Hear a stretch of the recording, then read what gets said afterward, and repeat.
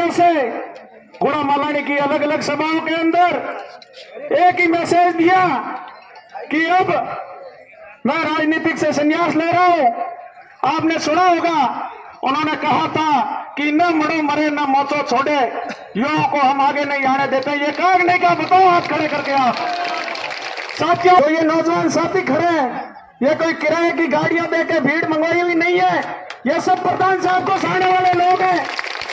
हम कैसे भी करके प्रधान साहब पर दबाव बना के इस मलानी की जनता के लिए, उनके हक और अधिकार की लड़ाई लड़ने के लिए इनको निर्दलीय प्रत्याशी के रूप में ताल ठुकवा देते। लेकिन रामसा पीर की, मोटवी माता की, ताजाराम जी आप संघर्ष करो,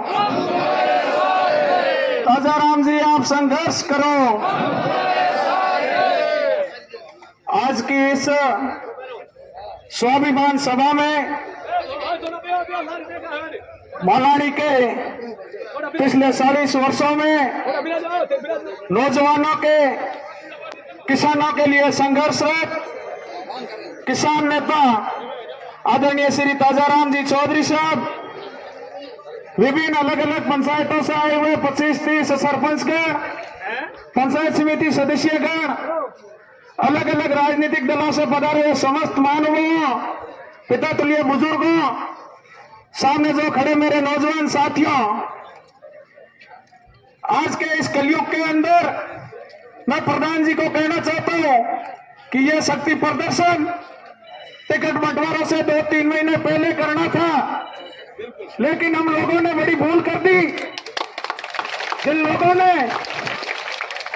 आदरणीय हेमाराम चौधरी पर 40 वर्षों तक गुड़ा मलानी की जनता ने आशीर्वाद दिया, उन्हीं नेता ने पिछले 12 महीनों से गुड़ा मलानी की अलग अलग सभाओं के अंदर एक ही मैसेज दिया कि अब मैं राजनीतिक से संन्यास ले रहा हूं।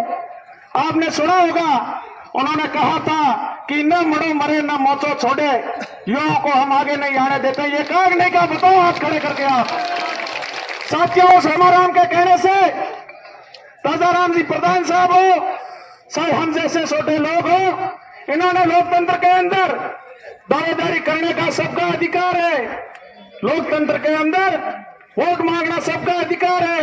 कांग्रेस, भारतीय जनता पार्टी, आरएलपी किसी नेता एक का ठेका वाला यह न्याय नहीं है।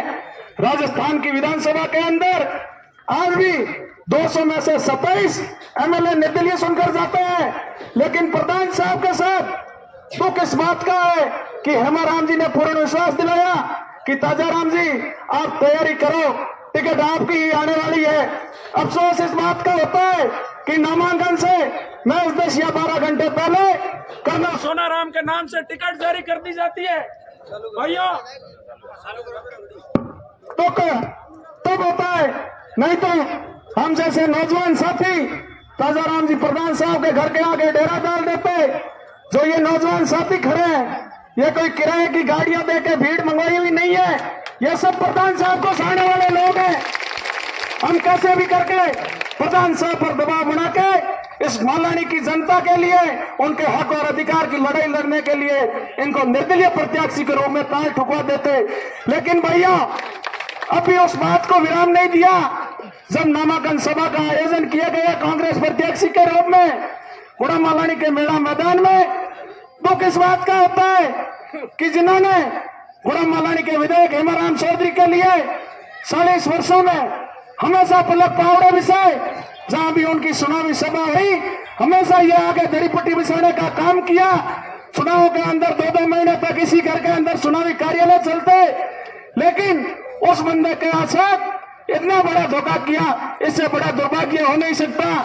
साथियों, आजादी का 75 साल बाद गुड़ा मलानी के किसी स्थानीय उम्मीदवार की बात चली। हाँ, हम कहते हैं स्थानीय उम्मीदवार की बात करना अपना हक और अधिकार है। ताजाराम जी ने भी कोई गुनाह नहीं किया। ताजाराम जी ने सिर्फ एक शब्द कहा कि गुड़ा मलानी 75 वर्षों से आजाद नहीं हुआ, आजाद करना है। इसका परिणाम रहा कि ताजाराम जी की टिकट काटकर 85 वर्ष के युवा नौजवान को गुड़ा मलानी की सेवा करने के लिए भेजा। इससे बड़ा दुर्भाग्य भाइयों हो नहीं सकता। ताजाराम जी की अलग राजनीतिक विचारधारा है, हम लोगों की अलग राजनीतिक विचारधारा है।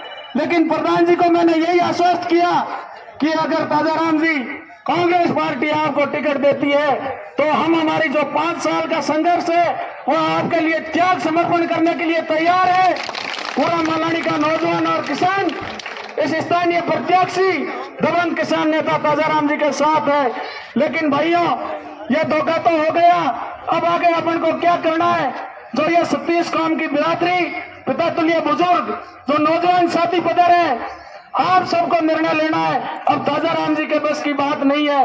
ताजाराम जी अगर निर्णय लेते तो ये कभी के हेमाराम जी के साथ, कर्नल सोनाराम के साथ प्रचारों में लग जाते।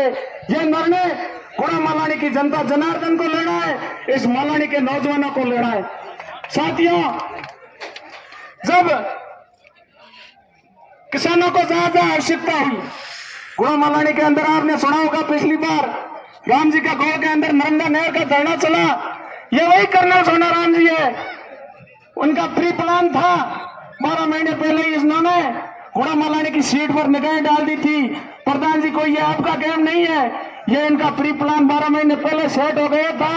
अपन बड़े बड़े किसान के बेटे, इनकी राजनीतिक षड्यंत्र अपने को समझ में नहीं आई, लेकिन मलानी की जनता जनार्दन ने अगर ठान लिया तो वोट की छोट से ऐसे बाहरी नेताओं को जवाब भी देने का काम करेंगे।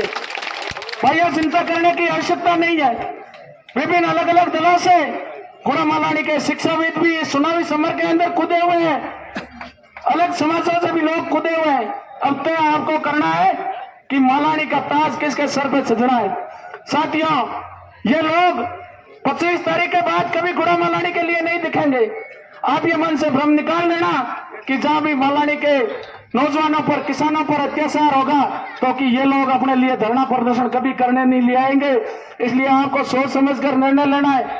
मैं भी एक सामान्य किसान का बेटा हूं। पिछले 5 वर्षों के अंदर हनुमान बेनीवाल की राष्ट्रीय लोकतांत्रिक पार्टी से जुड़कर उनसे प्रेरणा लेकर हमेशा आपके हक और अधिकार की लड़ाई लड़ने का प्रयास किया। किसान वर्ग से आते हैं, अपने पास इतने संसाधन नहीं है, लेकिन बाहरी लोग किस तरह पैसे के दम पर मलानी की जनता का अपमान करते